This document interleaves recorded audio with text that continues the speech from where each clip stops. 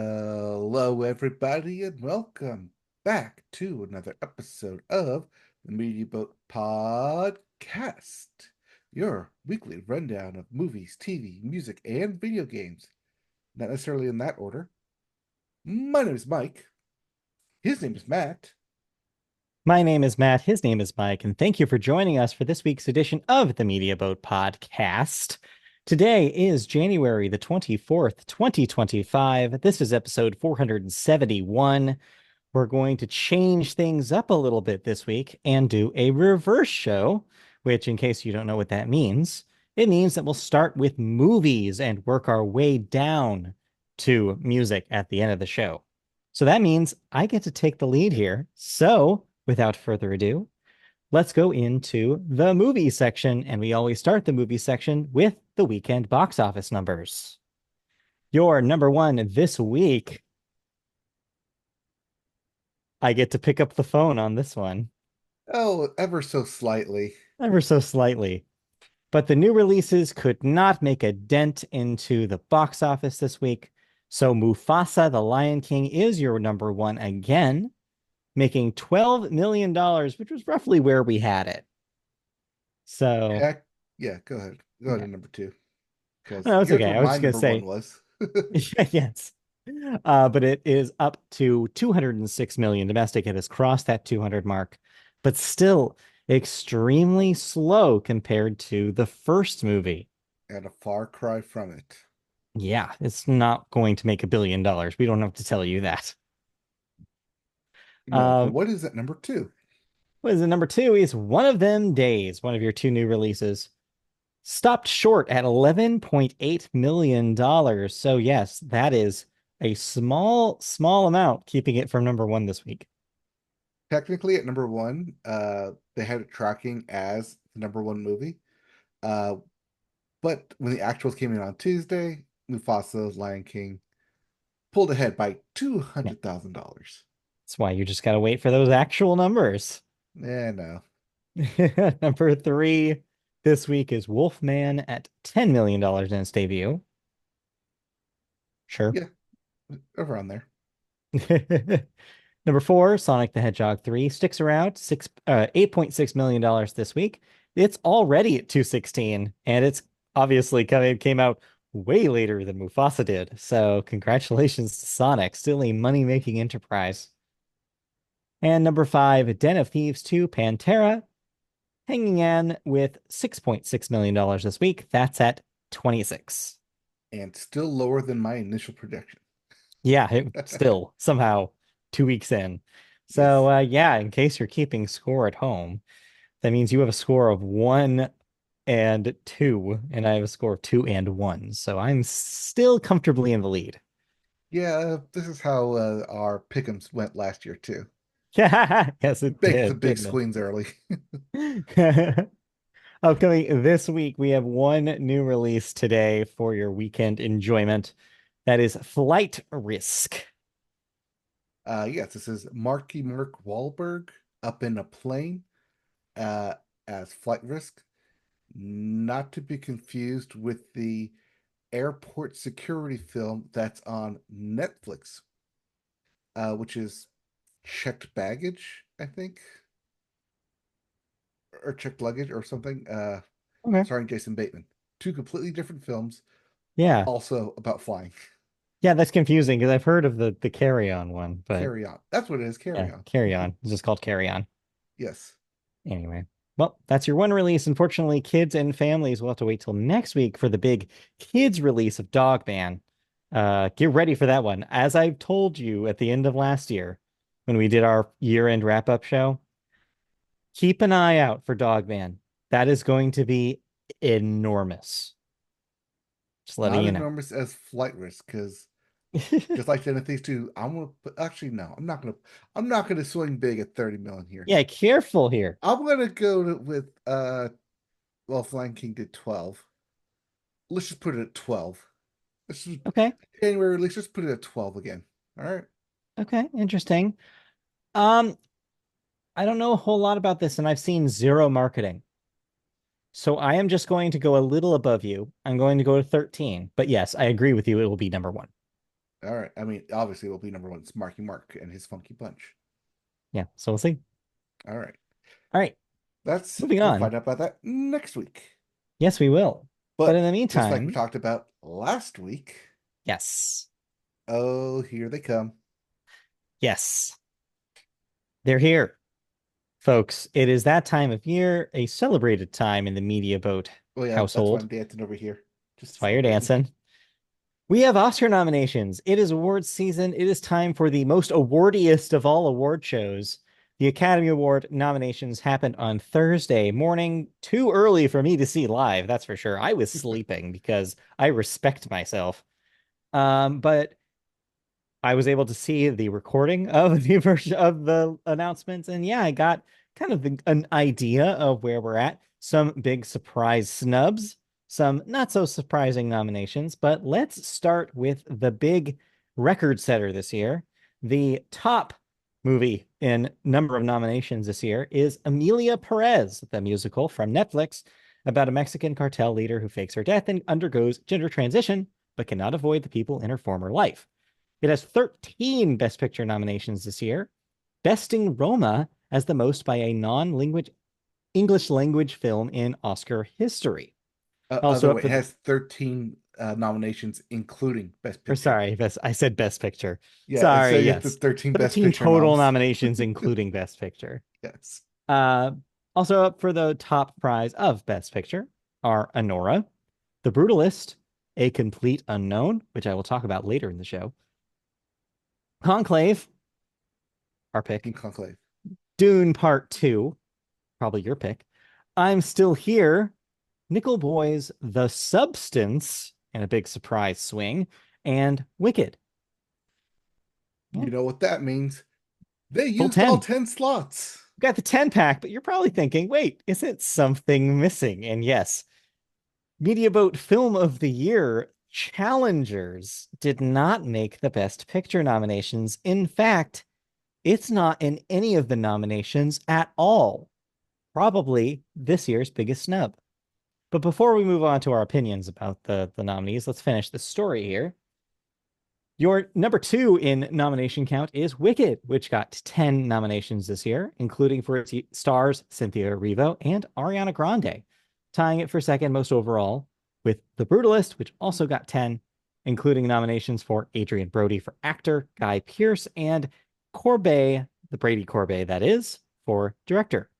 Mhm. Conclave and Complete Unknown drew 8 nominations each, while Palme d'Or winner Nora had 6, and the wild horror tale The Substance drew a surprise 5, including Demi Moore, who got nominated after she just won for the same role in the Golden Globes. The Substance's director, Coralie Fargay, it's French. I don't know. I'm probably For butchering it. Ja. Forgeat? For Joe. It's Also EH got Joe. nominated. Yeah, maybe.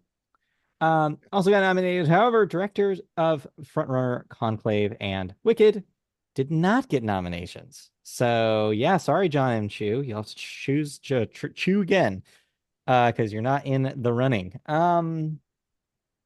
So yeah, besides the big challengers snub, how are we feeling about these nominations? Depending on which websites you're up and reading, the number one film with the top go-getters, Emilia Perez, is a very polarizing and controversial film, Yes. especially since it just won the Golden Globe for Mhm. musical and comedy. Yeah, I talked Uh, about a little bit. I talked about that subject a little bit when we talked about the Golden Globes. Yeah, it's depending on who you talk to. There's all sorts of things that are wrong with it. Its use of being a musical, especially from what I gather, its depiction of Mexican culture and Mexico as a country is very questionable from the feedback I've seen. And, also, from the other end of the spectrum, it is a story about a trans woman, which is by itself very divisive, especially in these days, in this political climate. We don't have time to get into this last week. It's been a mess and just, yeah, anyway. But it's yeah, only been a week. it's only been a week. Can you But believe no, it's only that? been 5 days. That was Yeah, it's only Monday. been 5 days. It's not even a complete week. Needless to say, yeah, you're right. It is quite a storm of controversy. The other film that also got those nominations, aside from Wicked, which is probably everyone's favorite going into it because it's a popular film, Sure. is The Brutalist, the Yeah. 3.5 hour film that I, for the life of me, cannot find time to watch No. because it just happens to be a 3.5 hour long film Yeah. about No. brutalism architecture. And the thing is that we can't Brutalist even watch it architecture. in the yes, brutalist architecture. We can't even watch it in our homes yet because there's no home release. It's not even on VOD yet. So, No, it won't be available in VOD until next end of next month, mhm, and then on streaming through A20, I think it's A24 and A24 and HBO Max in April, 100 which days is later. after the ceremony. So Yeah. this is going to be a weird one for we usually try to be completionists and try to get everything watched before at least the best picture nominations watched before the ceremony, but I don't know, the brutalist might slip through the cracks, which is unfortunate because it has momentum right now and is an early favorite. Hmm. So yeah, this is tricky. Especially since it won for best drama at the Golden Yes. Globes. And I think what's his name? Brady Corbett, they mentioned, won directing at the Golden Globes. Yeah. Yeah, I don't know. So yeah, we don't have an opinion about it for a Yeah. very long time. I don't know. We'll see what happens with the brutalist. We already know what's going to happen with the Brutalist, right? Everything's going to lose to Conclave. Well, that's what we can hope for. Yes, Team Conclave Um, here. any other notes or surprises as you're looking at that list?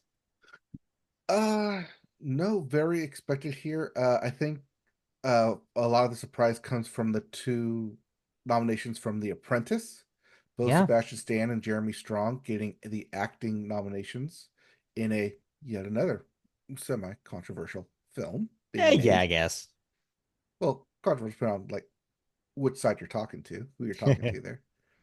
But let's go to one of our favorites, the screenplays. So for the adapted screenplay, we have A Complete Unknown, Conclave, Emilia Perez, Nickel Boys, and Sing Sing. And then as for your original screenplays, there's Honora, The Brutalist, September 5, The Substance, and A Real Pain.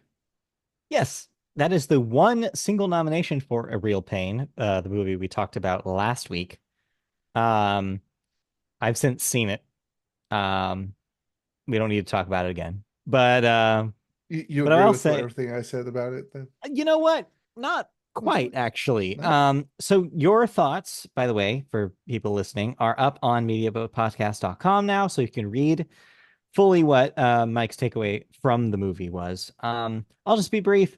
I think I get what you're saying, but I don't think that the script or the movie intends to compare it, the two. For context, the movie is both kind of about this group of people, especially Jesse Eisenberg and Kieran Culkin as cousins. Their little, little pains that they deal with, these traumas that they've gone through in their lives. And then, as you mentioned in your review, it's juxtaposed against the backdrop of a tour that takes them through places in Poland relevant to the Holocaust, including a concentration camp. And you felt in your write up and when you talked about it on the podcast last week that there was it almost felt like that they were belittling the smaller traumas because of the juxtaposition, and basically that the Jesse Eisenberg character especially is used kind of to say no, these small things don't matter, you have to remember these bigger things. Or sorry, I got that reversed. The Kieran Culkin Mm-hmm. character is there to kind of be like tell the audience, at least from your perspective, that no, this bigger thing is more important and you need to kind of focus on that. I don't necessarily think that that's what the film was doing. I think that the Kieran Culkin character is not necessarily the person you should be listening to. And so that's why I push back a little bit about that. I think it is just a film kind of like Tar. Remember how Tar Mm-hmm. from a couple of years ago was presenting these two very like just presenting this character as take it or leave it. This is who this character is morally, like whether you morally agree with them or not. And at the end of the movie, they kind of give her a punishment, but it's really still open to. interpretation about whether she was wrong. You have to kind of deal with that yourself and sit with it. I think that there's this film is doing something similar with Kieran Culkin's character. And so I don't think you're supposed to take it as the film saying that this is more important. I view the film and like the title, I feel backs this up, is about all sorts of different pain and talking about like all of this can be gathered into kind of one feeling and that none of it is being belittled, that you can go through these traumas because trauma has always happened and cultural trauma is not necessarily separate from those individual ones. Right, but Kieran's character was also belittling like his own pain, trying to say like it's Right. nothing for you to worry about. Trying to Yeah. like basically using his own defense mechanism of deflecting from his own pain to Mhm. point to other people like, oh, like there's pain, there's pain, there's pain, there's Right. pain. Like, don't Yeah. worry about me. There's other people out there, even though Jesse Eisenberg's character constantly throughout the film is worrying about him. Yeah. Uh, uh, Christy, when we talked about the film after we watched it, put it really well, which is like, no, it is a film about tourism in a way, both physical tourism because they're on a tour, and also tourism to other people's pain, right? You are just visiting there. You are an outside observer. You don't know what individual people, especially people you just met, are going through. You are just there to see it, to take part in it, but you will never actually know what's in it. And I think that, yeah, so I think you're right. I don't think that the film is making a statement for or against what he does. I think it is saying there are people like this. I've met people like that Kieran Culkin character. They can be insufferable. But again, you don't know what's going on there. You don't know the whole story, the whole context. Jesse Eisenberg's character knows more context, especially in that scene where he goes on that monologue about the Mhm. context and kind of reveals this extra layer to the At the audience. dinner table, yeah. Yeah. Um, but even he doesn't fully know, right? And so that is, I think, the theme of the story. I don't think, yeah, that's kind of where I landed on it. It's like, no, I think that it's saying all of these things are happening. I don't think it's comparing. All right, kind of went on a Anyway, sidetrack there with the real yeah, pain. we did. But yeah, a real pain. So yeah, a real pain only nominated in that original screenplay category and seen nowhere else except for Kieran Mhm. Culkin's nomination for supporting. That's fine. I don't think the direction in that movie is particularly of note. I think it's good and serviceable, especially during the concentration camp tour scene is very, reverent as it should be in with that kind of subject matter. But I don't think it necessarily warranted a nomination. Mhm. So All right. So let's talk about the biggest snub, which is not Conclave, Challengers yeah, Score not being nominated. yeah, that's a big surprise considering that they've been nominated and won before. Trent Reznor and Atticus Ross. It is sad to see them left out here. I don't know. I honestly have no explanation for why. I mean, you have it going up against The Brutalist, Conclave, Emilia Perez, Wicked, and The Wild Robot. Which, when we talked about Challengers, that score felt like an extra character in that film, Yes. especially when It it keeps yeah. coming in right in the middle of everyone's dialogue. It felt like a slam dunk, and it makes me wonder if there's some sort of politicking going on behind the scenes with challengers. It makes you wonder if there's a larger like was there possibly a larger movement amongst the Academy voters to like exclude it for some reason? Hmm. I don't know, but it certainly feels that way. Certainly does. Yeah. And our last film, our last category that we always love to talk about, animated feature, Yeah. where we have Flow, Inside Out 2, Memoir of a Snail, Wallace and Gromit, Vengeance Most Foul, and The Wild Robot. I'll say this is as soon as I saw it, I was like, this is the most loaded this category has been in probably a decade. Hmm. Like, I honestly don't know. Like, if any of these could win.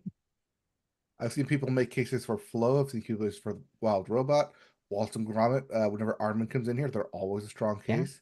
And even Yeah. Inside Out 2 from Disney, from Pixar. Right. And, Pixar, strong track record. Wallace and Gromit, strong track record. It has a lot of Oscars under its belt as a franchise. Um, then Flow, interesting, possibility here. It won the Golden Globe, and it is also nominated in foreign film, or Yep. sorry, Best International Film, as it is now known. So that dual nomination is fascinating. It lends it some power here.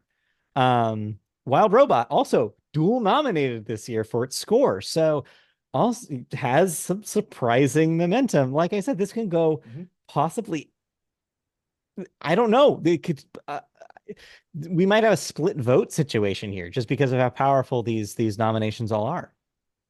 I mean, that's not to say that any of them are bad compared to the other. It's just that Right. it's a strong, like I said, a strong year for It's just animation. strong. Yeah. Yeah. Um, Yeah. that's kind As of you how mentioned, this year, yeah. yeah, international film. It Yeah. is Flow you have there. You also have Emilia Perez, nominated for Best Picture. I'm Still Here, nominated for Best Picture. Then you also have The Girl with the Needle and The Seed of the Sacred Fig. This is the first year in a handful of years where our rule doesn't apply because there's not just one Best Picture nomination here, there's two. Yep. So who knows? But it's probably Amelia Brand. It's probably Emilia Perez, especially because it's like I said, 13 nominations. I think two of them are for original song too. Hmm. So it can't go 13 for 13 no matter what. No. Yeah, what I'll say about the Amelia Perez thing is it's gonna be unfortunate. It's such a weird thing to do because when we do our predictions, we work on the trying to actually predict what will win, not necessarily what should. And that's going to be really Yes. rough this year because Amelia Perez is going in with a lot of momentum, a lot of talk, and controversy aside, that talk itself is going to translate to votes and it's going to translate to Academy voters, like favoring it regardless of the noise happening behind it. As much as we love to have, the bad publicity sway opinions, we've seen that it doesn't really do that. And that's how you get your green books and Mhm. crashes of the world. And we already see that conversation starting to crop up is like, if it does take this, it's going to be another one of those marks on Academy history. I could be wrong, and it would be nice if I was wrong, if that maybe this voting block doesn't necessarily agree. But yeah, it's going to make our predictions hard because I'm going to have that voice in the back of my head being like, it has that spark right now, unfortunately. And it could take a lot of these categories. But God, I hope it doesn't. That's why you're going to see Doom Part 2 rise to the top above everybody. You know what? In another Everyone's year, number two maybe. is Doom Part 2. In another year, maybe, but I really feel like it is an underdog, especially in the You best mean picture like race.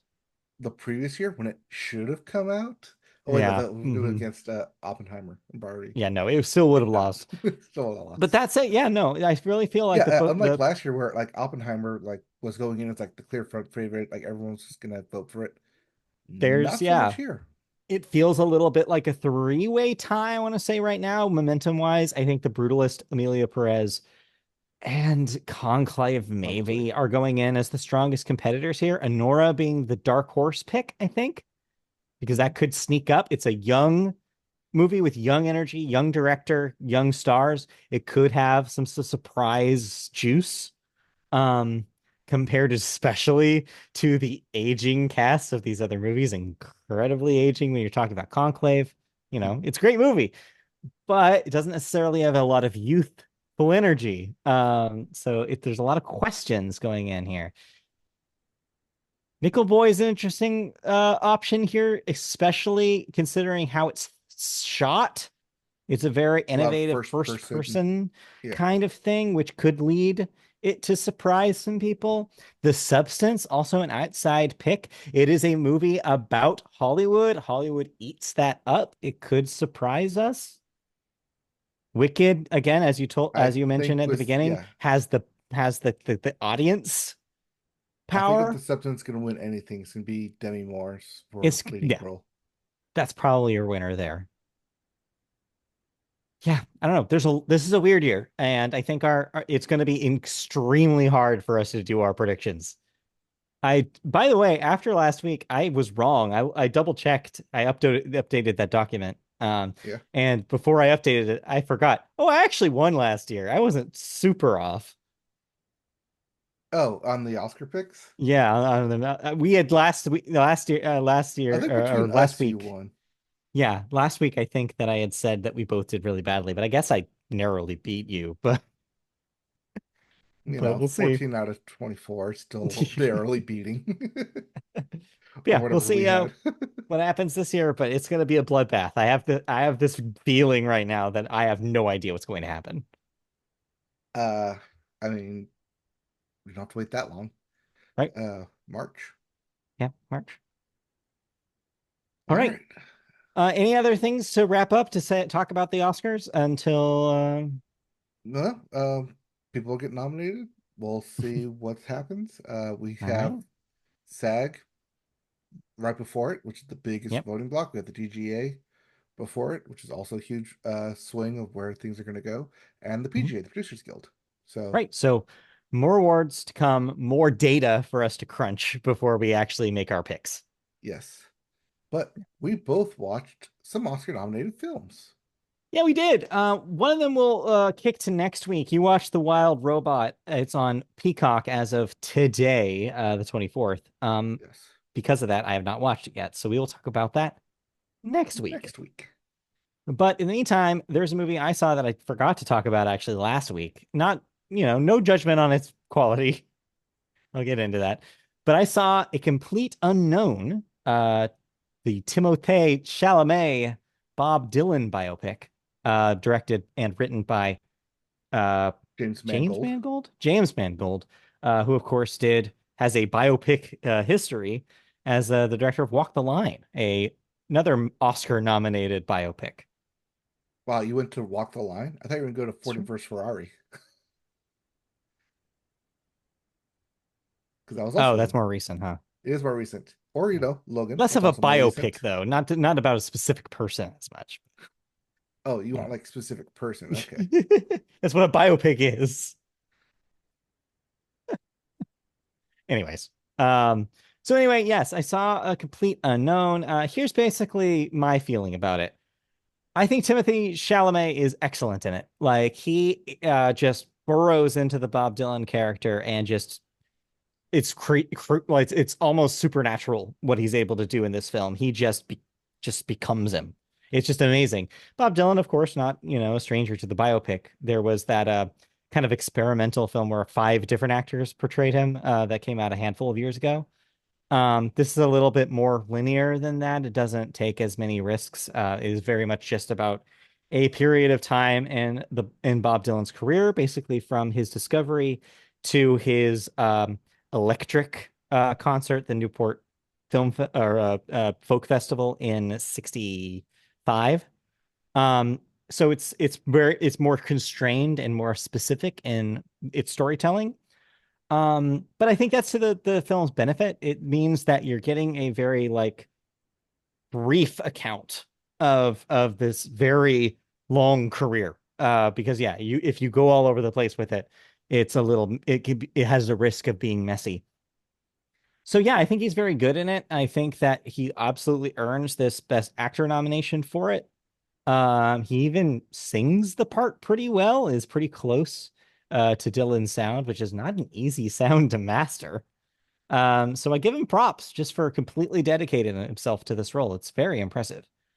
As for the script and direction, less of a fan. I think as a movie, I don't think it is as strong as his performance. Um, I thought the script was kind of just okay. Like I said, it's very linear, but it doesn't have much of a character arc because of it being a biopic.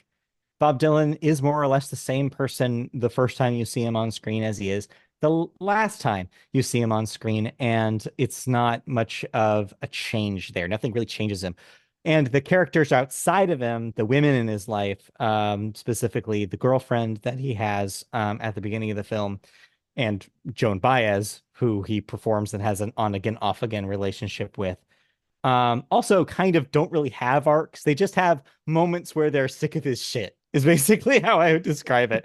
And there's a lot of those moments in this film. There's just a lot of, man, I can't believe how much of an asshole you are, or wow, you broke my heart. And it just happens over and over again. And again, he doesn't feel changed by any of it. None of this changes him. Everybody else kind of changes around him instead. And I get that that's accurate to what happened in real life, but it means it's not that satisfying of a script, at least to me. And so by the end of it, you're like, that was sure a lot of Bob Dylan performances and a lot of his classic songs and a lot of a peek into kind of in his interior life during all that important career moment stuff. But I didn't feel anything about his character. I didn't come out of it being like, wow, that told me more about Bob Dylan I didn't know. And part of that might be the point. It is called A Complete Unknown because a lot of his shtick is transformation. He's a transformative character. He kind of chameleonic and throughout his career as he took on different kind of vibes. He kind of let the outside affect him as opposed to him affecting the outside, even though that happened anyway. Um, so as it goes, as realism, goes, it's a pretty realistic depiction of what happened during that era of his career.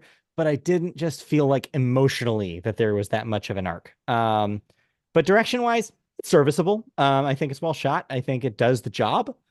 But again, maybe I'm coming for something different personally for my music biopics, but I just wasn't that moved by the story. All right. It's interesting you say that because A Complete Unknown did get the nomination for adapted screenplay and Yeah. direction by Mangold. Yeah, You just no, didn't feel it, or I think that deserved. if you recall, so did Bohemian Rhapsody infamously. And It that got the also was a nomination for film. editing infamously. Right. Right. And I think this is going to get less attention than that film did because I think a lot of people do have really enjoyed this. And I might be an outlier here. And I will own that. But from my personal experience, I just did not feel an emotional arc. And that really kind of lessened the whole vibe for me. It is a very impressive movie technically. And I think the sound categories is where this is going to shine. No, Dune. Dune's gonna. Oh no, Dune's not gonna shine I there. mean, It can't be there we'll see. because it's using the old soundtrack from Dune One, which already won. But okay, so far as for the acting performances, you said Yeah. Chalamet, well Yeah. deserved. Chameleon, like you said, but Yeah. then there's also was it Monica Barbaro, Barbaro Barbaro, and Ed Norton? yes. Yeah, Yeah, and Ed and Norton. Ed Norton. I think they're both very good, but like I said, they don't nearly have as much sway on the film as Timothy does. I think they both probably lose here. I think Chalamet has a shot, but Ooh, why I'm not going to guarantee a win for him, like some people are already, is because I haven't seen it yet. But every time I see Coleman Domingo in Sing Sing, I'm like, "Whoo boy, that's a performance!" And I have just this gut feeling that he can take it. really? Over Yeah. two-time Holocaust survivor Adrian Brody? Should we be making that joke? It was already Yeah. made the Golden Globes. Oh boy. Yeah. Nikki Glazer can say that because she is Jewish. Anyway, we are not. Just want to say that for the Yes. record. Anyway. Um, yeah, no, I think that's a good question. Because yeah, Ed Norton's good in it. I think he does a decent job. But he's not like amazing. And yeah, the Joan Baez character has a lot to do in the film, but just doesn't, like I said, doesn't command, is not a commanding presence like every time Timothy Chalamet is on screen here. So I think they're All in right. different conversations. I mean, I could see him winning. Mhm. I think you could also make the case of, well, he's young. We'll give it to him next time. And He'll just give it, do yeah, the Leo thing where they just keep kicking the can down the road. that's very possible for his career. He has a very Leonardo DiCaprio style career already, and I think that that could be the case. He just keeps kicking the can, just Yeah. oh, always nominated, never winning. But yeah, so that's my feeling about Complete Unknown. I think as a movie, I had less of a good time as a lot of people, but as a performance, it is easily one of the year's best. All right. I will catch it on streaming. Okay. All right, let's move on then. So that will wrap up our movie section. Let's talk about television, and we always start the television section with the sports corner. Do sports time. And Yes. it's in January, which means the Australian Open continues. Well, wraps up this upcoming weekend, where we have a number one versus number two situation in the men's bracket, where Sinner, our number one ranked tennis player in the world, will take on Zverev, the number two, the newly crowned number two uh, men's tennis player in the world, Yeah, as he beat Djokovic in the semis in a shocking turn of events. Although I'm not that shocked. shocking because he's ranked number two. So I was like, oh, like I don't know who this guy is at number two, but apparently, times are changing. Over in the I see what you did there.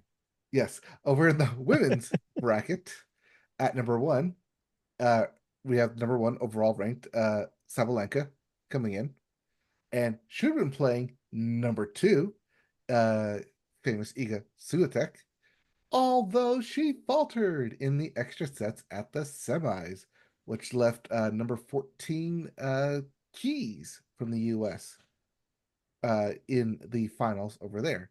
So we could have the rare 1-2 versus 1-2 to start the year, Hmm. but didn't. Those finals will be this upcoming weekend, so we'll know who is our open winners next time. Okay. Over into let's just jump into the NHL real quickly. The Four Nations face off. We are 2 weeks away. That starts on the 12th.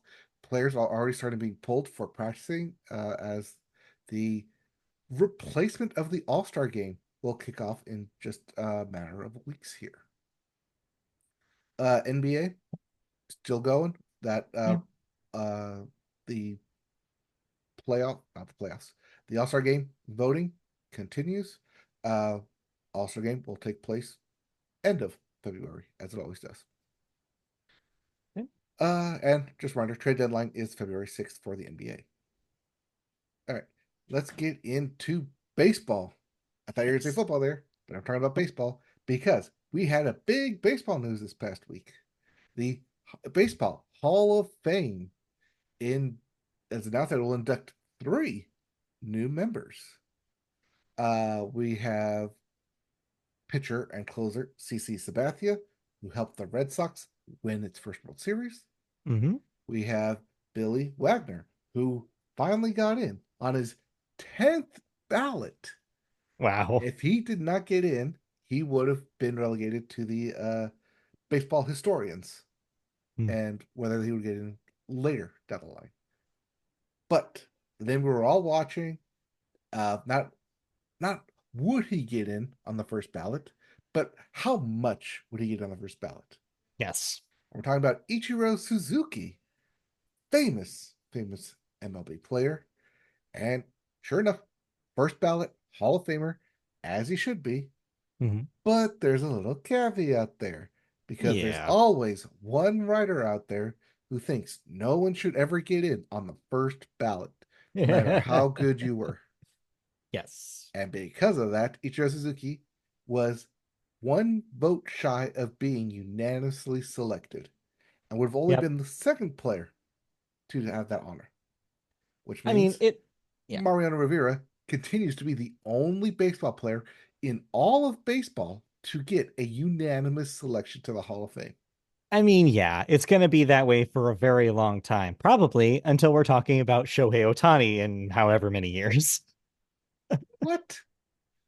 Oh, come on. You don't think Albert Pujols is a first ballot Hall of Famer No, I unanimous don't. vote? I think if Suzuki isn't, Pujols isn't, Trout isn't. Like, I think that you're talking about the upper echelon, and the Yeah. upper echelon can't even be unanimous anymore. Derek Jeter wasn't even unanimous because that one guy in No. Boston. So, yeah, that's a perfect example of why I don't think it'll happen until Ohtani. And Yeah. that'll be a long time from now. What do you mean? He's retiring next year. He's already got Hall of Fame stats. He's quitting early. He has the money to do so. I know, but he's gonna wait until it pays out. Remember, he has to wait. Yes. No, see, what he's gonna do is he's gonna retire, wait till he gets to the Hall of Fame based on his previous 6 years, and then come back and play as a Hall of Fame player in the MLB, We'll and then see. just be a double Hall of Famer. Double Hall of Famer. Yeah, because he's all about firsts, that Otani. Yep. But anyway, we're not talking about Otani. We're talking about Suzuki. And yeah, you know what? I think this is earned. I think that yeah, despite it not being unanimous, I still think that this is quite an honor and definitely, I think, puts him into that rarefied air that so very few baseball players are in. Definitely so. Um, the cutoff of it being three people is because you have to get 75% of Yes. the Writers Baseball of America to vote you in. If you don't get that 75%, you have to wait till next year, which is what happened to Carlos Beltran, who Yeah. fell 19 votes shy of that 75% threshold. So not yet, but maybe next time. Yep. Like I say, there's always next year, unless you're Yes. on the 10th time. Then there is no next year. All right. Let's then go over to the football side of news, where the D League officially wrapped up. Yes. The Ohio State defeats number seven Notre Dame football team 34 to 23 in a pretty lackluster college football playoff championship game. It's what I heard as well, is that everybody was very underwhelmed by what happened.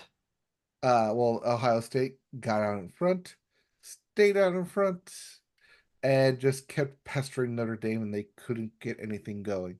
They only had Mm, like a field goal in the second half, so it just dominant performance, yeah. but not unheard of as the Ohio State on their way to the college football champions beat the number one seeded Oregon and the number five seeded Texas. Both teams were at some point throughout the past year ranked as the number one team according to the AP poll during the season. Mm, So makes sense that hey, if you're going to be the number one team, you might as well beat the number one team on your way to being crowned the yep. number one team. That's how that should work. And that's how it's going to work now because thanks to the expanded college football playoffs. Because, like I Right. said, seeded at number eight, you that even the past year, last year, they wouldn't have gotten in. Wait, would No. they? Four? Yeah, they would have. Because it was two, two, two, two, two. So eight. Yeah, they would have been just been there at the eighth. But expanded 12 teams, and you get this kind of chaos. Sure. But it's chaos that works. Yes, unless you're in the NFL, in which case there's only one team that's causing chaos everywhere. Yeah. That is the number six seeded Commanders team. Washington Commanders upset the number one seeded Lions team because they had a bye. And Jaden Daniels is on a Madden type level game right now, Yeah. going from winning the Heisman last year to one game away from making the Super Bowl the Yeah. following year. Are you positive that this isn't your someone awesome character burst out of the DVD or Blu-ray or whatever and become real? I am actually possibly. Wait, no, because I never went to the SEC. I never played as LSU. Although, but Although, he's going to be our new creative character for the NFL now. yeah, yeah, move over, Aaron Judge. We have a new creative character in sports. And he's over in Washington. But yeah, it will be an NFC East showdown as the Commanders will take on the Eagles in the NFC Championship game. Yes. Over in the AFC Championship game, we have once again the meeting of the Bills versus the Yeah. Chiefs. They're With the going Chiefs for that making, three-peat. well, the Chiefs have made the AFC Championship game for 7 straight years. And they've won that game six out of the past seven Yep. straight years. All right. Here we go then. What do you think's gonna happen? Who do you think your Super Bowl is? The Super Bowl everyone wants, and what I've seen online is Bills versus Commanders. That would be Josh more Allen, interesting. yeah, it'd be more interesting. Give me two running quarterbacks up against each other. Although you are going to get that in the AFC game, the Commanders, Jaden Daniels versus Jaden Hurts. But to see the Chiefs go for the three-peat could be something special, if a bit boring, especially if you have the Chiefs versus the Commanders, feels like a very David versus Goliath Yeah. situation going on. However, if you have the Chiefs versus the Eagles, then you get to see the Chiefs. Well, one, two. So first off, you just see both the most hated fan bases currently go at each other's throats. Two, you get to see if the Eagles trade for Saquon Barkley this past offseason actually pays off for them winning a Super Bowl. And if Could so, be. does that ultimately reset the running back market and you can see a bunch of running backs getting paid, which should be the case for the NFL. I As mean, much as that I don't seems want the Eagles to favorable. win, I want that narrative though. Sure. Yeah. I mean, yeah. I would rather it be the interesting choice. Say what you will about the Chiefs, but like, oh boy, are we done with them at this point? I think maybe we are. Well, most people are, but then again, that's what we all said about Tom Brady and the Yes. Patriots, and here we are again with it. Like But at least Patrick well, Mahomes is not as questionable as maybe the person he chose to marry. But I can talk about that here. that's okay. Just a little side note: Andy Reid, upon winning last week, recorded his 300th career win, both Wow. regular season and playoffs. To put that into Congrats. perspective, you only play 17 games a year, Yeah, so it's a lot. even if you go, if even if you win 15 games every year, which is an astounding record, Yeah. you still have to win 20 years worth of 15 games. That's a lot of games.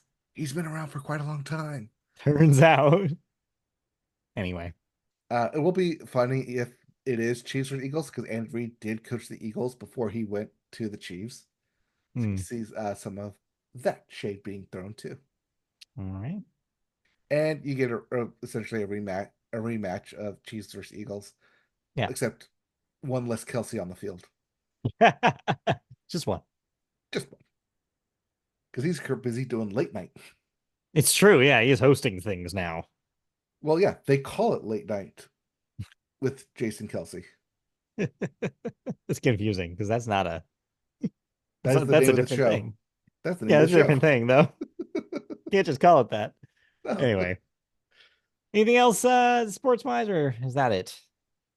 Uh, I mean, we'll find out who's going to be in the Super Bowl next weekend, but then we have to Yep, wait one more week as the for actual it to Super happen. Bowl won't take place until February 9th.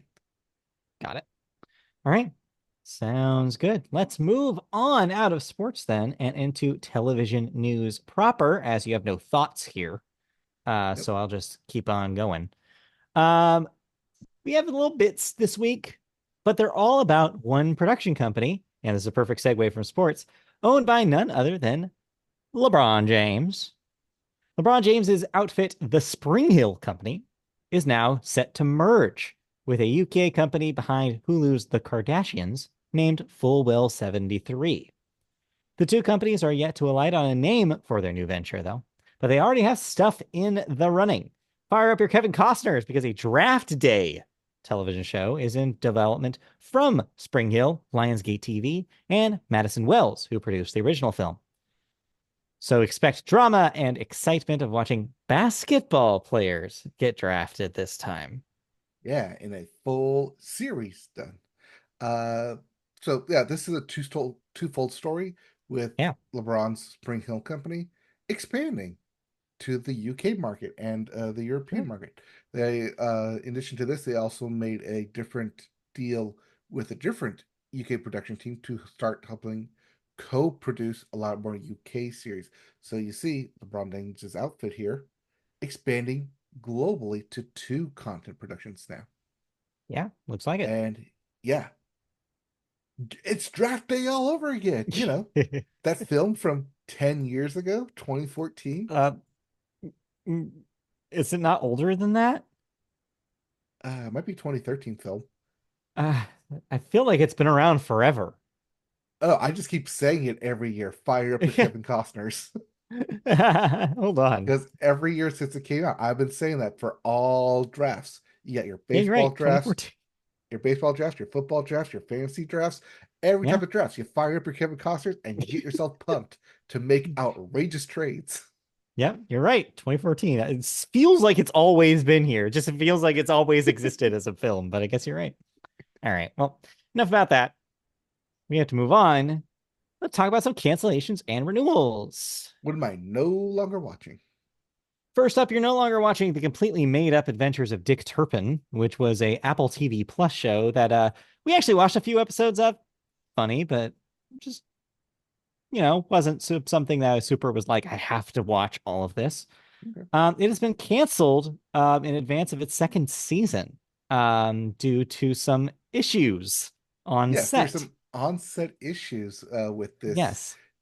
Technically, 75% roughly of season two has already Mm. been shot. So unknown if they will air that 75%. Yes. But if they do end up canceling it, it's up to Apple TV if they want to even show season two, or it'll be Right. truncated with what they do have. Yeah. The reason being is that star Noel Fielding wasn't showing up, apparently. Notable also for being a host on the Great British Bake Off. There's no word about whether that, because of its filming schedule already having completed, whether that will affect his future with that franchise.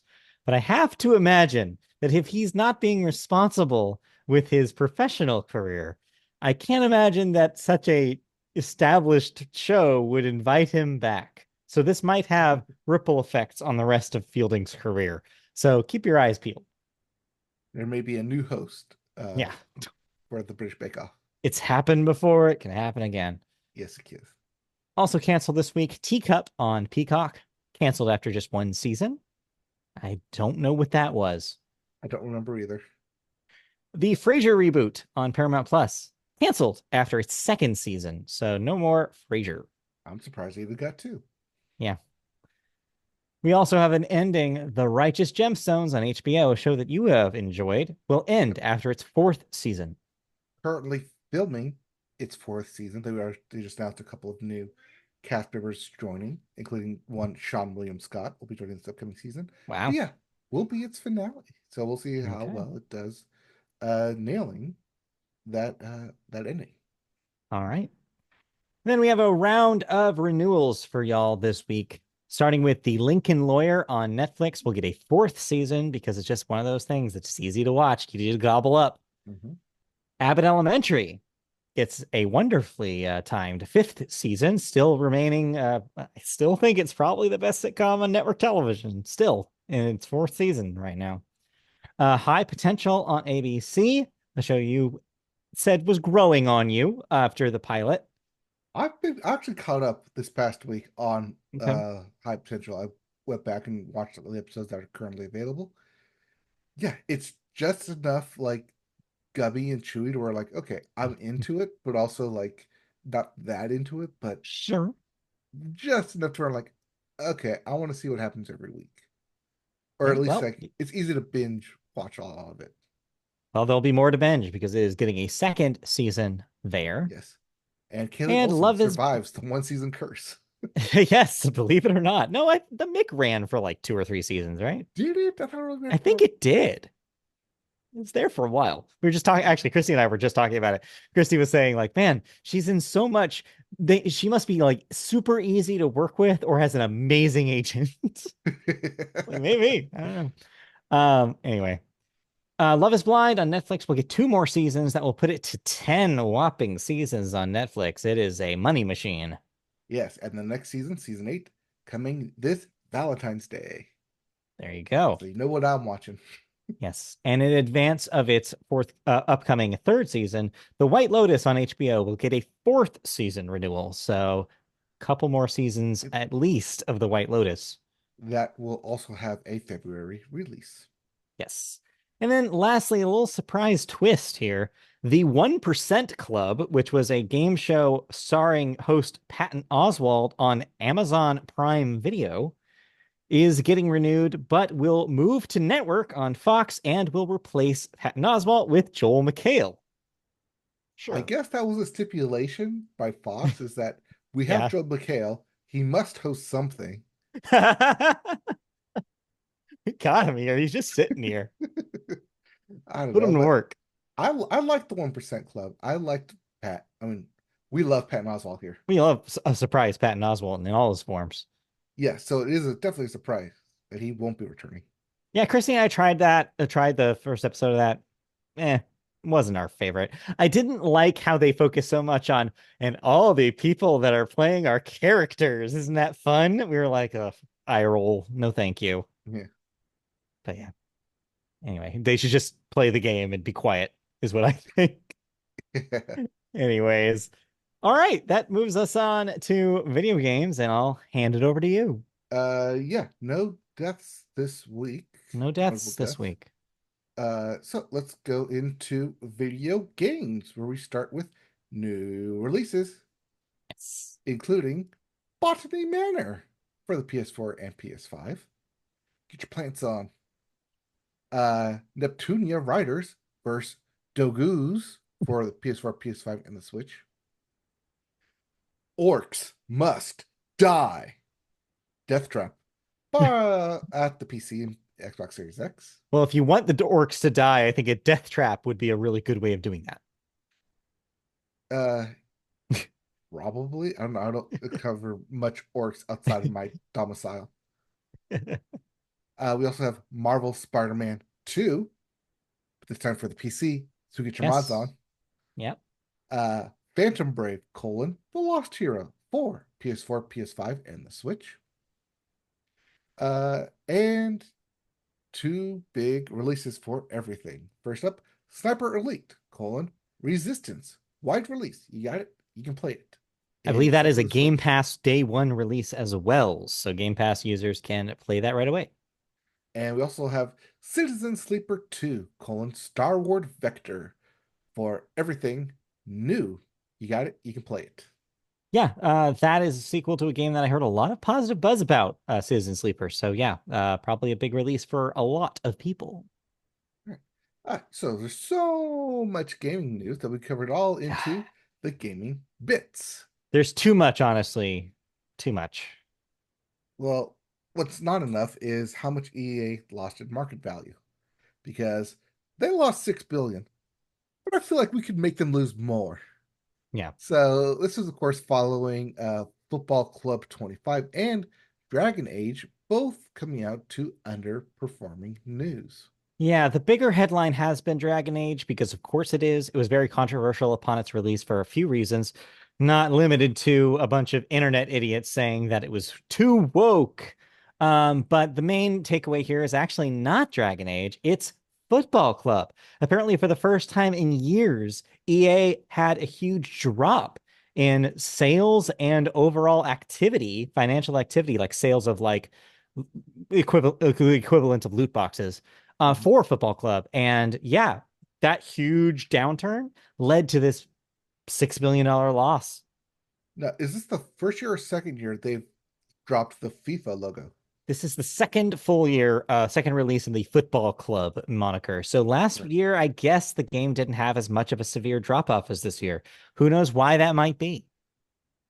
FIFA. Oh, sorry, I that's the don't only connection I can know. make between the two.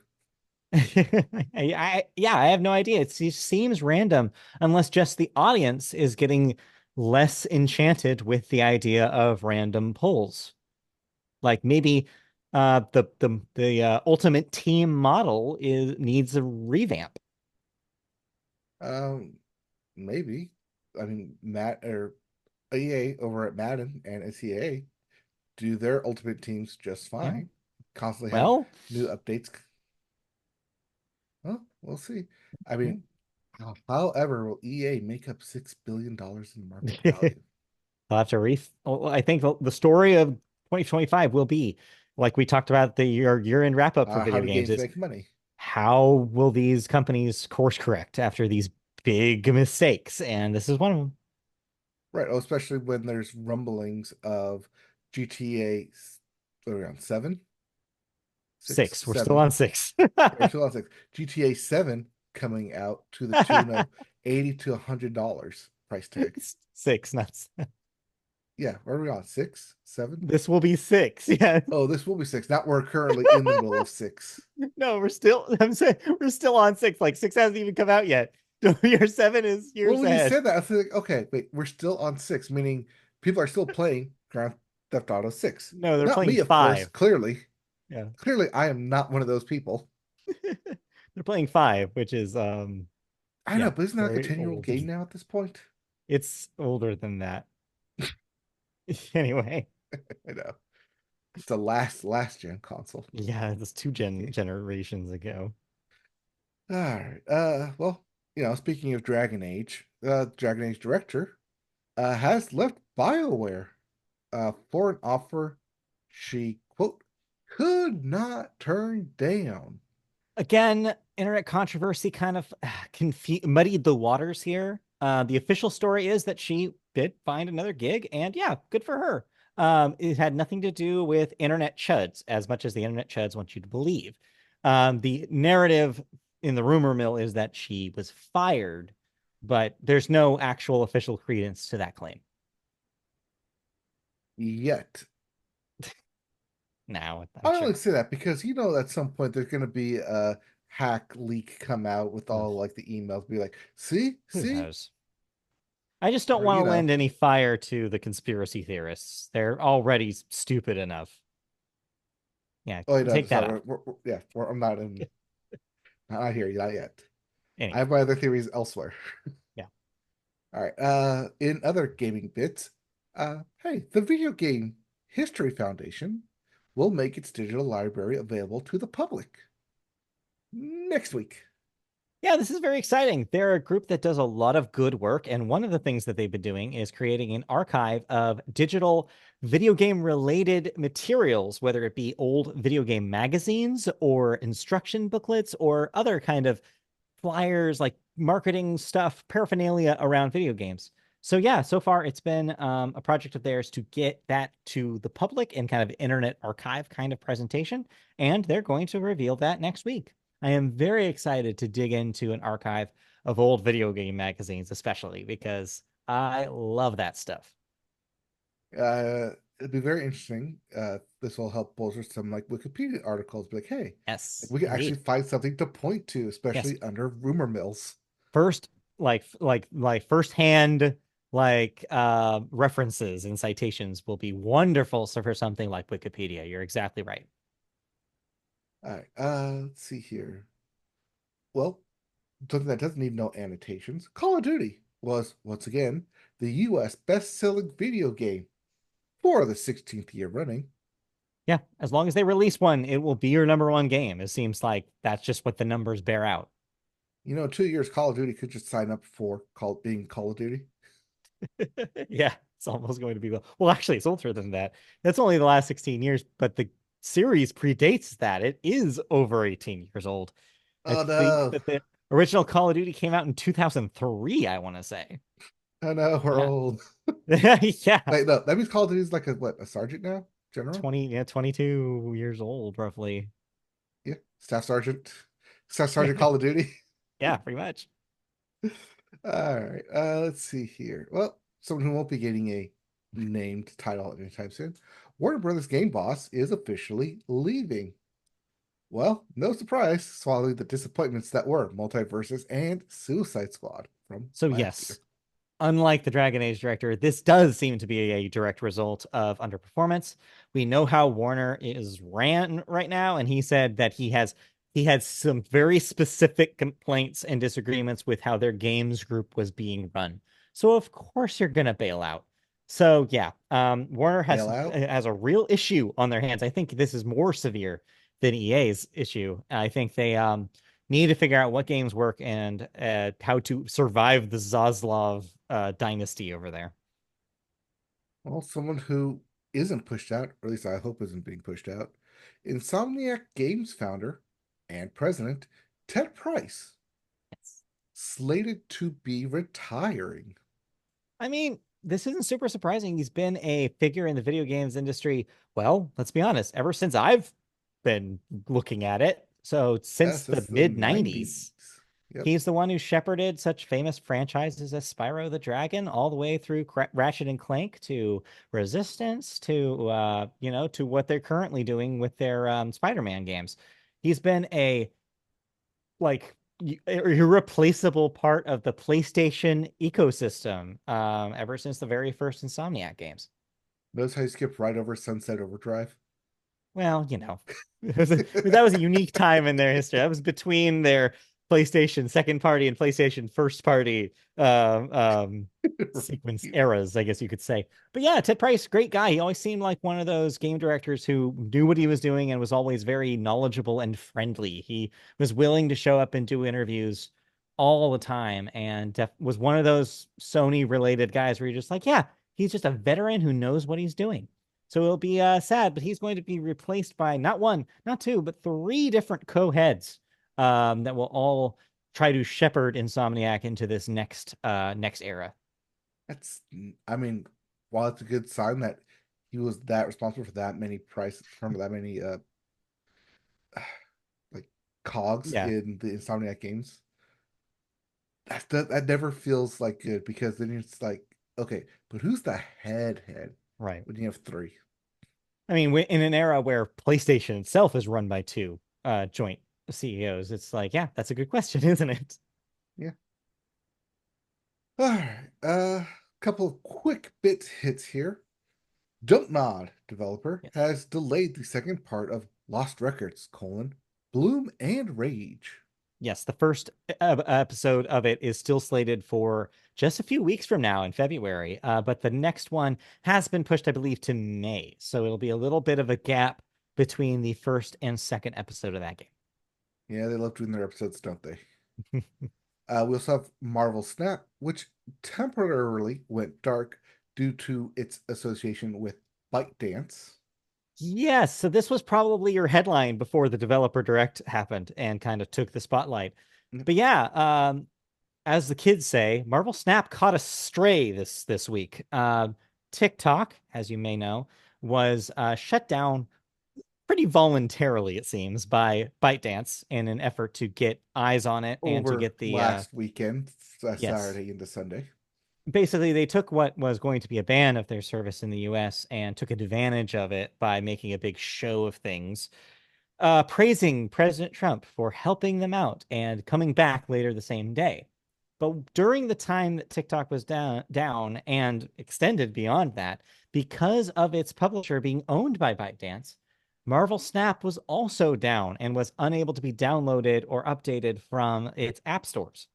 Since then, it has been replaced, but the developer has said that they are not taking this sitting down and are planning on getting out of that arrangement with the ByteDance owned publisher and finding a new publisher for them. This is probably smart going forward, as they don't want to be at risk of shutting down randomly again. As a Marvel Snap player, did you notice when this happened? I did because it's the end of the month, and I always come in at the very end of the month to just get all the monthly rewards. Right. So yeah, I noticed it. That's why I messaged you about it. It's like, oh, Yeah, like this happened. it's But yeah, down. it's so technically TikTok has 90 days, is given a 90-day extension. We Yeah. may be back in this same situation 3 months from now. Yeah, that's the I thing don't though, know. is that this went from something that seemed like it had like, a controversial but at least somewhat sturdy argument against it to now it just feels like I think one person put it well as a dog and pony show, and that's I think the best description. It seems very much that the president has taken advantage of the situation and has swayed ByteDance to just kind of do whatever he says, and so he's made this kind of blank check promise that he will help them get a deal within that period of time. And now they're all of a sudden subservient to him and mention him in every single little text box related to TikTok being up or down. So yeah, it's just unfortunate. And it sucks because it has kind of sucked the air right out of any good that I feel like TikTok had. It just feels like this weird puppet now. There I was don't know. good. You know what? Here's the thing, is we do not have time to get into this, but I will defend what TikTok was. I think it was a great source of hilarious shit, but also a really good resource for things that were kind of suppressed by the US led algorithms of the other social media platforms during the still ongoing, even though there is a ceasefire, war in Gaza, like the genocide in Palestine. Like you saw a lot of people getting their news from TikTok because it was an algorithm that was only giving them what they were interested in, not being having things removed or cracked down on by the US government. And I think that led to some people getting vital information. That is something that will be lost here if the US has more control over what ByteDance and their product gets to do in the US. I think this is just overall a bad thing, like in almost every way that this has happened the way that it has happened. So I'm happy for people who get to enjoy TikTok again and to get their, get their possible, their source of income from it. If you were a creator there that was making a lot of money on TikTok, good for you. However, I do think that in a way that this is now a compromised app in a way that it hadn't been prior. And it just sucks that we're just seeing social media app after social media app getting absorbed into this conservative like group of five people. And they just don't feel like they used If they ever felt that way at all to begin with. to. Yeah. But yeah, like I said, we're not a politics podcast here. No. Just dip our toes in every now and then. We Let's see here. need We a still have t-shirt game that bit. says We we're still have not a gaming bits here we still need to get to. yes. I know. Why? I know. NC Soft Horizon MMO has been canceled. Yeah, this was something we heard like a little bit of a rumor about. This more Mm-hmm. or less confirms it. This follows, of course, the cancellation of The several God of other War SMO. right live service S games. But hey, no one really wanted this anyway, so this one's okay. That's okay. What's also okay for me at least is Genshin Impact maker being fined $20 million over its deceptive loot box and child privacy violation. Yes, this one came from the FTC here in the US. This was kind of a long time coming. They got their slap on the wrist and they got new requirements that they have to have in game starting soon. The exact date, I'm not sure if they had one, but starting very soon, Genshin Impact will have to list the odds of all of their random loot box, equivalent pulls. I guess they had a version of that in the UK and parts of Europe already, but it will be required now fully in the US as part of this deal. You think kids understand percentages? I don't know, but it's better than nothing, is what I will say. I mean, they thought the percentages for the pulls whenever a new pack comes out for Pokemon Pocket, Right. but people still pull, people still Oh my pay. God. Yeah. Even the new update for Infinity Nikki, people still pull, people still pay. Yeah, I haven't jumped into the update yet, but I plan on doing that this weekend. It's pretty fun. I'm having fun with it. And lastly, in gaming bits, now that we finally got to the bottom of this thing, Yes. as you mentioned, there was an Xbox Developer Direct, and they announced a couple games, including Ninja Gaiden 4 coming this year, fall Mhm. 2025. Alongside it, we'll have Ninja Gaiden 2 Black, which is available January 2025. Yeah, now. Wait, that's now. That's Yeah, now. It's available now. available now. Uh, we also have release dates announced for South of Midnight, Claire Obscure, Expedition 33, and of course, the long-awaited or much anticipated Doom, The Dark Ages. Yeah, I watched this thing. Did you happen to watch it? I did not catch it. No. Okay, what I'll say is real brief. I don't have those release dates, but all three of those games coming out in the next 4 months. Those are Okay. April, May kind of timeline. So you're going to get all this stuff very quickly. Of course, you will have to wait for Ninja Gaiden 4 at the end of the year. But yeah, Black 2 was a huge surprise. It is a remake, as the name implies, of Ninja Gaiden 2, a 360 game that came out in 2008. That is available now as we mentioned and on Game Pass. So that's also the other thing is all these games will be Game Pass games. Mm-hmm. What I will say is I really enjoyed the developer direct, and I thought all of these games look great. This is the first time we've been able to say that about a Microsoft lineup in a long time, but it seems like all that waiting is actually paying off. The general consensus seems to be that this is a really strong lineup for the first half of the year. I'm especially interested in Doom. Dark Ages looks amazing.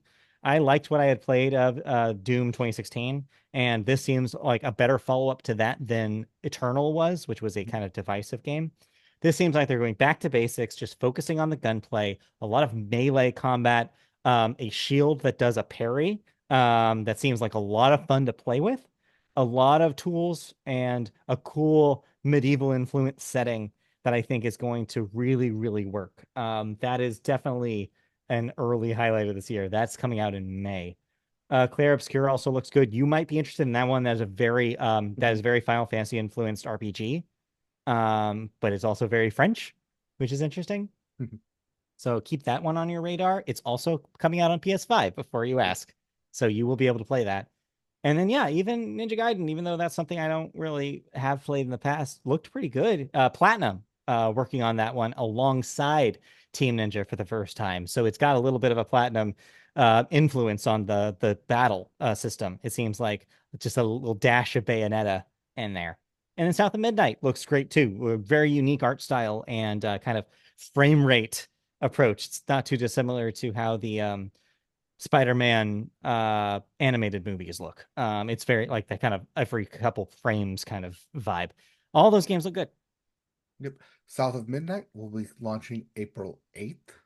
Then a couple Cool. of weeks later, Claire Obscure, Expedition 33, launching on April 24th.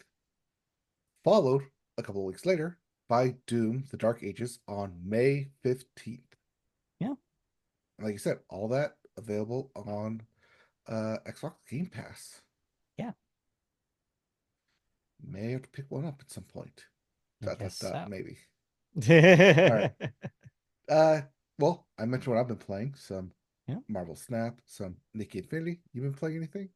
Kind of like I said, took up a little bit of a break. I haven't even jumped into Infinity Nikki. It was still in the server maintenance when I tried to log in yesterday, and I was like, "Oh, I guess I'm not playing that."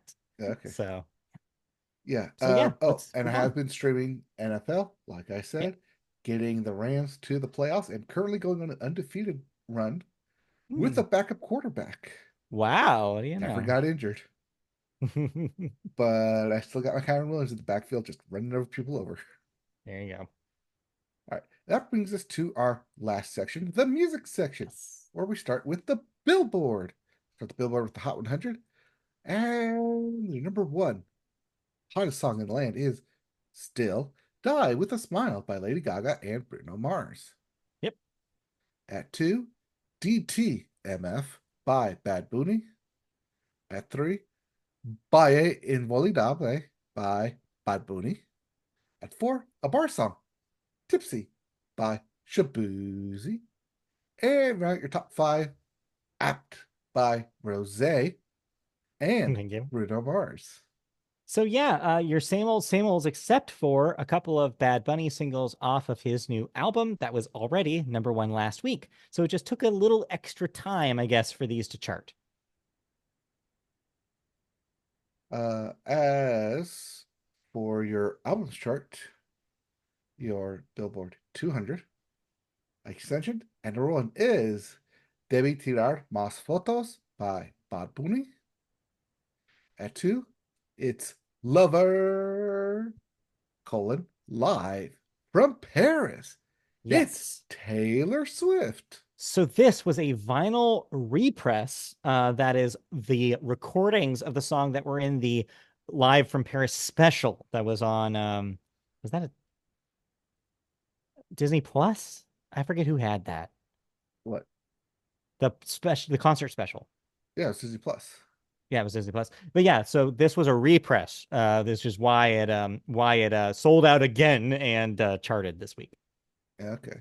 At three, we have SOS by SCA. At four, GNX by Kendrick Lamar. And right, your top five is Wham Yeah. by Lil Baby. I will mention while we have a chance talking about Kendrick Lamar and SZA here, Kendrick Lamar, just in a minor music story this week, announced that SZA will be accompanying him during his Super Bowl performance at the halftime show. So you will get SZA there as well in anticipation Spoilers, of their tour together. spoilers. That's supposed to be the news next, well, no, not next week, 2 weeks right before the Super Bowl. Yeah. All right. Well, if you like any of those albums, we have new releases, including by Benjamin Booker, You Sexua by Sure. FKA Twigs, Bloom by Larkin Poe, and The Bad Fire by Mogwai. Hey, Mogwai's back. There you go. All right, let's get to the last section here of music news, where the Grammys are, you know, next weekend. Yeah, Yeah, came up quick. scheduled for next weekend, February 2nd. And as they need to rehearse, we know who, or just about all, of the performances that will be appearing. Yeah, So the first round of Grammy performers have been revealed, including such pop breakouts stars as Sabrina Carpenter, Brat herself, Charlie XCX, and Chapel Roan. yeah, You know, all who are all nominated at the awards ceremony. Fellow nominees like Benson Boone, Billie Eilish, uh, Doechii, Ray, Shakira, and Teddy Swims will also all take the stage at Los Angeles' Crypto.com Arena on February 2nd in the Crypt. yeah. This stuff makes sense. I feel like this is the lineup that you create if you paid attention at all to music in 2024. Yeah, It's a who's who. well, I know who that is. I know who that is. I know who that is. Although it does say that it's the first round. My guess is that's why you don't see a lot of the legacy acts that they love to drag out. We will Yes. eventually learn about them as well. I would not be surprised if they do try to get a few old guys, or or whoever, on this list as well to perform because that's what they always love to do. Uh, I'm saying like depending on how well Timothée Chalamet does this coming weekend on SNL, pulling double duty. Do Yeah. they pull him and like No, try and pull for like do an Oscar push during the Grammys? I have my Or doubts. exclude no, no, yes, no, The dog maybe. outside also disagrees. All All right. right. Well, um, Well, did you uh, listen to uh, anything? nothing new. No. No, All right. nothing new to talk about, which Well, then means on that we can probably kind of wrap it up then. yeah, that kind of anticlimactic note, that'll do it for this week's podcast. Start 30 minutes early, end 30 minutes early. What do you know? What a concept. What a concept. Um, Thank you for joining us this week We knew we were on going the to go Media long Boat. because of the Oscars Yeah, too. we had a lot to talk about at the top. But yeah, thank you for listening to this week's edition of the Media Boat podcast. We'll be back next week for another episode. But until then, you can find us on video form on our YouTube channel. Go to YouTube, search Media Boat Podcast there, and you can find us. You can also find us in audio form if you listen to audio podcast services such as Apple Podcasts, iHeartRadio, or Spotify, or any of those. Just search Media Boat Podcast to find it. You can also find us on social media sites like Blue Sky. Search Media Boat to find our account there. And MediaBoatPodcast.com is where you can see an archive of our shows as well as some write-ups, as I mentioned. Mike has write-ups up right now about A Real Pain and his thoughts about season 1 of Star Wars Skeleton Crew, which he talked about briefly last week. So yeah, then last but definitely not least, if you have questions, comments, feedback about the show, email us at mediaboatpodcast@gmail.com. We will read your emails on the show if we get any. Emphasis on the if. Come on, send them in. I If mean, you're out there, we want to know. when? Yeah, maybe when. Oh yeah, and you mentioned twitch.tv/mediaboat is where you've been playing some football as we get closer to the Super Bowl. Enjoy all the football programming there. All right, that'll do it. So we'll be back next week. Stay Yep. We'll tuned be for back that. next week with more news, more thoughts. We will talk about the wild robot, Yes, we as will. well as anything else that happens to come across the week. All right, sounds good. All right. Bye. Bye bye.